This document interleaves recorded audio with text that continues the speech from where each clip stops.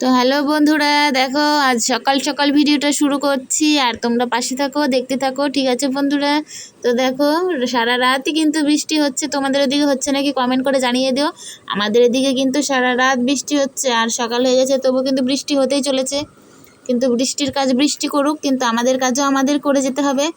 আর দেখো এখন আমি কি করছি আর কি রান্না দেখাচ্ছি আজকে, তোমাদের দেখতে থাকো। ঠিক আছে, আজকে কিন্তু নতুন একটি রান্না দেখাবো। ওই যে দেখো আমার ঘরের চাল বলতে গরুর ঘরে যে চালটা আছে, সেই চালের মধ্যে কিন্তু কুমড়োর গাছ উঠিয়েছি। কুমড়ো তো ধরেনি, কিন্তু কুমড়োর ডগা হয়েছে প্রচুর। আর সেখান থেকে ডগা ফেরে কিন্তু নিয়ে এসেছি আমি, আর সেগুলোই কিন্তু আজকে নতুন রান্নার রেসিপি তোমাদের আমি দেখাবো। দেখো কত সুন্দর ডগা হয়েছিল, আর কি মোটা মোটা ডগাগুলো। এই ডগাগুলো যা এত টেস্ট লাগে, কি বলার মতো আর কিচ্ছু নেই ভাষা আমার। কারণ প্রচণ্ড টেস্ট লাগে এই ডগাগুলো ভাজা করলে পরে।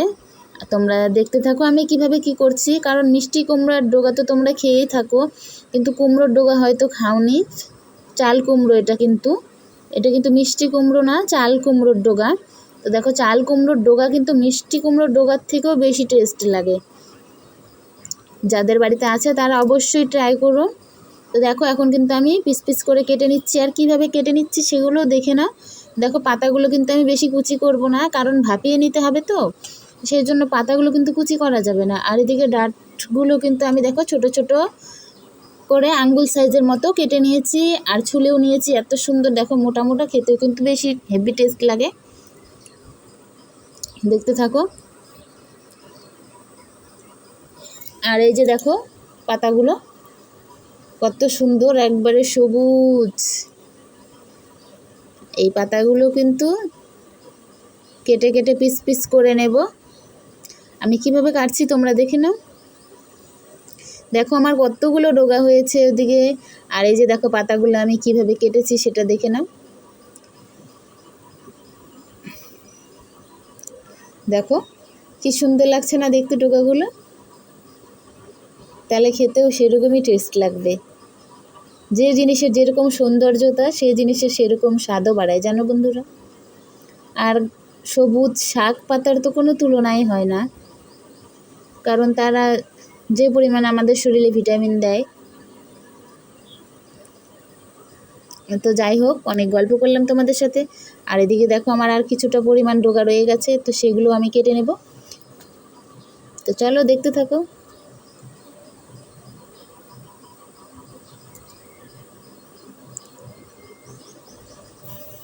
তো দেখো বন্ধুরা, আমি কিন্তু কেটে নিচ্ছি।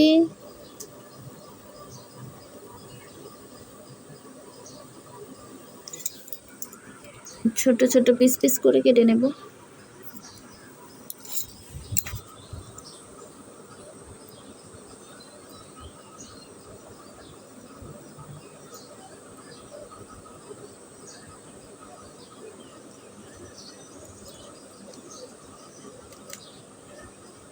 আর এদিকে দেখো পাতাটা আমি কিভাবে কাটছি তোমাদের দেখিয়ে দিলাম।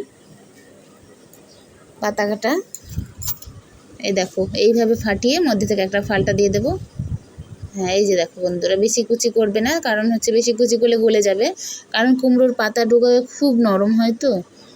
এই যে দেখো বন্ধুরা, আমার কতগুলো শাক হয়েছে, কুমড়ো শাক, আর কি সুন্দর সবুজ, দেখেই মনটা ভরে যাচ্ছে।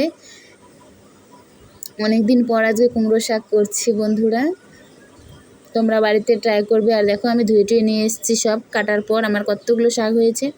আর এদিকে দেখো বৃষ্টি কিন্তু পড়ার কাজ পড়েই চলেছে, বৃষ্টি আর থামাথামি নেই।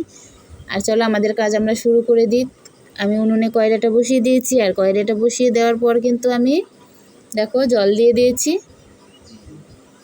আর জল দেওয়ার পর কিন্তু আমি লবণ দিয়ে দেবো এর মধ্যে।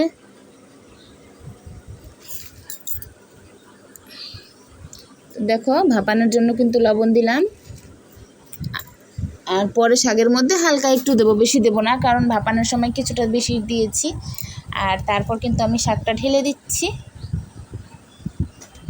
দেখো আমার কড়াইটা কিন্তু পুরো ভর্তি হয়ে গেছে, এতগুলো শাক হয়েছে। কিন্তু যখন ভাপানো হয়ে যাবে কি না, যখন দেখবে যে নরম হয়ে গেছে আর সিদ্ধ হয়ে গেছে, তখন কিন্তু অল্প একটু হয়ে যাবে, যে কারণেই বেশি নিয়েছি। তারপর কিন্তু এখন থাল চাপা দিয়ে ঢেকে দিতে হবে।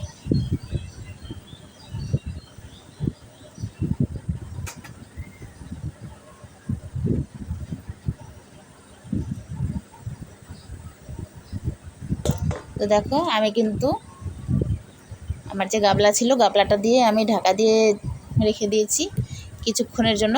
বেশি টাইম লাগবে না সিদ্ধ হতে, 5 মিনিটের মতো টাইম লাগবে। আর ততক্ষণ চলো ভাপাতে ভাপাতে ওদিকে কুমড়োর ডোকাটা আমি কিন্তু এদিকে রসুনটা ছুলে নিচ্ছি, কারণ শাকের মধ্যে মেন হচ্ছে উপকরণ হচ্ছে বলতে পারো, মশলা তো লাগে না, কিন্তু মেন উপকরণটাই হলো রসুন আর কাঁচা লঙ্কা, বাস আর কিচ্ছু না। তো দেখো আমার এদিকে শাকটা কিন্তু ভাপানো হয়ে গেছে, এটার আমি এখন জল ঝরাতে দিয়ে দেবো। তো তোমাদের যে ফুটো ফুটো করা যে ঝুড়িটা থাকে বলতে, যেগুলো গুঁড়ো মাছ ধুতে মানে ভালো হয়, সেই ঝুড়িগুলোর মধ্যে তোমরা জলটা ঝরিয়ে নেবে। তো আমিও সেগুলোতেই চড়াই। আর তারপরে দেখো আমি কিন্তু তেল দিয়ে দিয়েছি কড়াই বসিয়ে, তারপর কালো জিরে ফোড়ন দিচ্ছি। আর এই যে দেখো আমি রসুন ছুলে রেখেছিলাম সেই রসুনগুলো দিয়ে দিলাম। আর ভালো করে নাড়াচাড়া করার পর রসুনটা কিন্তু যখন লাল হয়ে আসবে তখন কিন্তু শাকটা ঢেলে দিতে হবে এর মধ্যে। আর সামান্য পরিমাণে একটু হলুদ দিয়ে দিতে হয়, কারণ কোনো জিনিসই হলুদ ছাড়া খাওয়া উচিত না। সেই জন্য যা কিছু হোক একটু চিমটি হলেও হলুদ দিয়ে দিতে হয়, কারণ শাকেতে বেশি হলুদের দরকার নেই, সেই জন্য একটু দিলাম। তারপর দেখো এভাবে কিন্তু নাড়াচাড়া করব। আর একটুখানি লবণ দেবো, কারণ তখন ভাপানোর সময় লবণ দিয়ে রেখেছিলাম। আর এখন সামান্য পরিমাণে একটু লবণ দেবো, বাস। আর দেখো কয়েকটা কাঁচা লঙ্কা দিয়ে দিলাম কিন্তু এখন আমি। এই দেখো বন্ধুরা, আমি কিন্তু এখন একটু লবণ দিয়ে দিলাম। এইভাবে কিন্তু নাড়াচাড়া করেই নামিয়ে নিতে হবে শাকটা।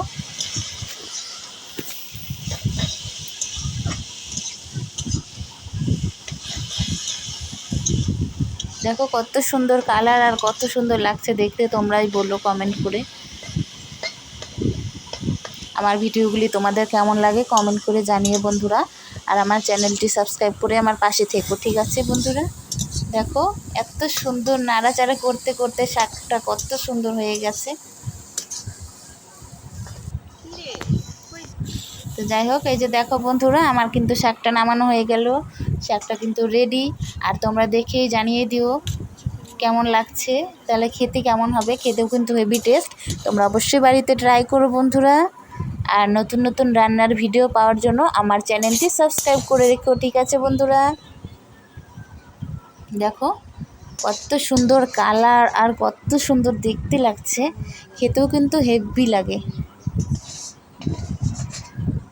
টাটা বাই বাই, সবাই ভালো থাকো।